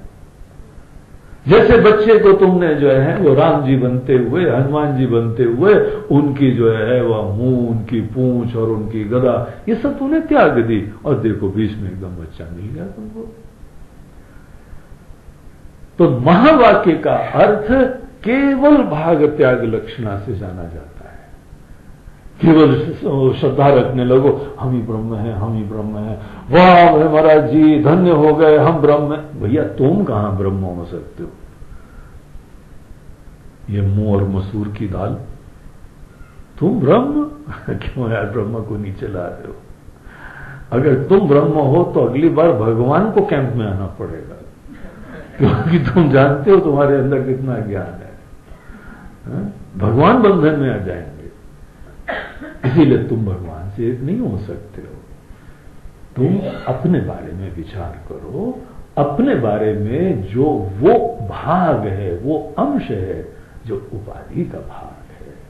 उपाधि के भाग को किनारे करो और पहले अपने आप का शोध करो, विचार करो मैं के बारे में, चिंतन करो मैं के बारे में। ये शरीर और मन से रहित तुम क्या हो पहले समझो। इसी को विवेक बोलते हैं। विवेक ही भाग का त्याग करवाता है। दो मिली जुली चीजों को पृथक करने की इस प्रक्रिया को ही विवेक बोलते हैं। महावाक्य का अर्थ जानने के लिए विवेक की जरूरत होती है। और जिस समय तुमने मैं का विवेक करा, मैं का ही विवेक, मैं का डिसेक्शन करना होता है। ये मैं के अंदर चित्त जड़ ग्रंथि दोनों है, ये दोनों पहलू इसके अंदर विद्यमान है। इन दोनों को अलग करके देखो और जो जो विरोधी चीज है उसके बाध करो, उसकी उपेक्षा करो, उस भाग का त्याग। जीव के बारे में भी, जीव के अंदर भी ये जो चोला धारण करा है, ये व्यक्त चीजें, इसका त्याग करो। और ईश्वर के अंदर भी जो भी तुमने माया में उनका चोला है, उतने भाग को किनारे करना। और फिर देखो क्या अर्थ है, युज्येत तत्वं पदयोः अदोषतः। तो ये तत् और त्वम पद की एकता, हे लक्ष्मण, हे मेरे भाई, इस दृष्टिकोण से देखा जाता है। अगर तुमने ये पूरे रहस्य को नहीं जाना तो तुम मिस आउट कर दोगे। तुमको कभी भी तत्वमसि महावाक्य का अर्थ पता ही नहीं लगेगा। इतना महत्वपूर्ण है। मेहनत करोगे, अध्ययन करोगे, लेकिन अगर ये रहस्य तुमको स्पष्ट नहीं हुआ, जीवन बर्बाद हो जाएगा, सब अध्ययन तुम्हारा बेकार हो जाएगा। इतना महत्वपूर्ण है। इसीलिए इस बात को गहराई से समझो। बोलते ठीक है भगवान, अब ये भाग त्याग का ऑपरेशन की विद्या बताइए। अब ये यहां पे तो जो है चित्त और जड़ की ग्रंथि है, इसी मैं के अंदर कुछ जड़ता का अंश भी है और इसी के अंदर चेतना भी है। इस जड़ और चेतन को अलग कैसे करें, इसमें विवेक कैसे करें, अब भगवान हमको वो बताइए। तो आगे के श्लोक हमको वो विवेक प्रदान करते हैं कि हम भाग त्याग कैसे करें। भाग त्याग के पीछे दोनों भागों का पहले ज्ञान हो। कौन से दो भाग हैं, उन दोनों को स्पष्टता से हम अलग करके देखें। और जहां तुम जो हो चेतना और उपाधि का भाग, एक तरफ चेतना होगी, दूसरी तरफ उपाधि होगी। तुमको देखना चाहिए निकटता से। केवल शब्द से काम नहीं बनेगा, बोलने से काम नहीं बनेगा। ये शरीर है, तुमको खुद दिखाई पड़ना चाहिए। जिस समय तुम अपने अंदर आत्मा और अनात्मा, नित्य अनित्य, सत और असत, जड़ और चेतन, यानी को शब्द इसी के लिए प्रयोग करे जाते हैं। यही दोनों भाग का मिश्रित रूप होता है जीव। जीव वो है जो सदैव जड़ चेतन से इकट्ठा होकर बनता है। पुरुषः प्रकृतिस्थो ही भुंक्ते प्रकृति जान गुणा। पुरुष जब प्रकृतिस्थ हो जाता है तभी अनेकों भोग चालू करता है, अनुभव चालू करता है। तो ये दोनों का मिश्रित रूप है। आज जो मैं है ये मिश्रित रूप है। आज जीव जो है वह बेसिकली मिश्र जी है। आप सब लोग मिश्रा हैं। हे मिश्र जी, जरा ये मिश्रण खत्म करो और उसके उपरांत प्रबुद्ध हो। और जहां पर भी दो चीज मिली रहती वही तो मिसिर होते हैं भैया, है ना। और एक बार मिसिर हो जाते हैं उसके उपरांत जीव का मुसीबत प्रारंभ होती है, मुसीबत विनाश प्रारंभ होता है। जो भी मिसिर होते हैं मिसिर करें घिसिर घिसिर, लैला लोन चबाएं, दहरी पर से गिर पड़े मिसराइन पर गुरमाएं। खुद भी जो है वो पूरे पतैया बने रहते हैं मुसीबत में, और किसी न किसी को पकड़ के उसके ऊपर आरोपण करना होता है, और मिसराइन ही तो पास में है, बस बेचारी वो ही मरती। ये सब मिसिर लोग हैं। जो भी संसारी है वो मिसिर आदमी है। इसी से मिश्रा शब्द चालू हुआ था, आपको पता है। वो अब मिश्रा बोलने लगे हैं, पता नहीं मिश्रा कौन सा ये शब्द आ गया है। मिश्र, इसीलिए आज भी कुछ लोग लिखते हैं मिश्र। जो मिश्रित है, जीव ही मिश्रित है, चित्त जड़ का मिश्रण है उसमें। तो ये हमारे अंदर इसी मैं में, ये मैं ही मिश्रित है।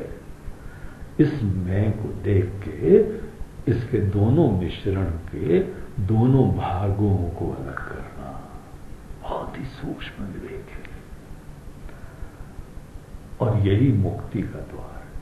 जिसने ये भाग त्याग लक्षणा कर लिया, समझ लिया, दोनों भागों को अलग करके उस एकता के सूत्र को देख लिया, सब काम हो गया।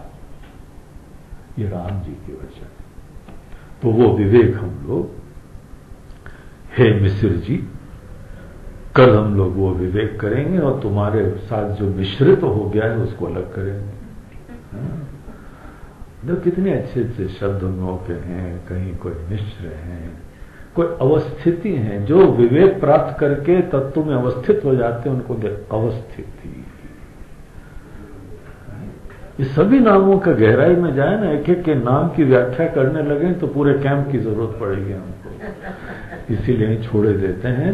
और बाकी आप सब विवेकी लोग हैं, लेकिन ये यहाँ पे हमारे अंदर मिश्रण को समाप्त करना, इसकी भगवान हमको युक्ति दिखाएंगे। वो कल देखेंगे। ओम पूर्णमदः पूर्णमिदं पूर्णात् पूर्णमुदच्यते पूर्णस्य पूर्णमादाय पूर्णमेवावशिष्यते। ओम शांति शांति शांति। हरि ओम श्री गुरुभ्यो नमः। हरि ओम नमः पार्वती पते। हर हर महादेव। नर्मदे हर गंगा मैया।